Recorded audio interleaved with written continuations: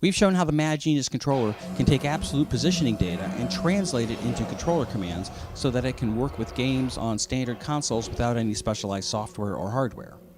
However, if a developer did use an API, they would then have access to all of the tracking data and all of the detail information that the controller provides.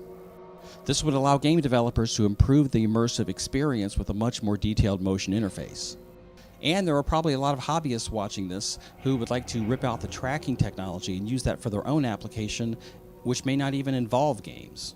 For these people, we will offer a dev kit which will allow access to everything the controller can do.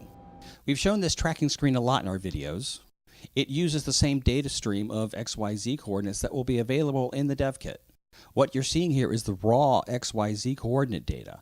The data is this clean, so there's no averaging or statistical cleanup for the developer to do on their side of the application. Accuracy is 1/100th of an inch, and since it's not accelerometer driven, there is no drift. Velocity and acceleration information is also returned independently for each hand. Component X, Y, and Z values are sent for velocity acceleration, as well as net. If a developer was doing an application other than gaming, it would be a shame to have to tear the controller apart to get to the technology inside. We'll take the marker and all the hardware from inside each controller half and shrink it down as much as possible to a small card. We'll leave connection on the card for buttons and sticks so that you can add any controls that you might want. Of course, just like the regular controller, in the final version these cards will be wireless.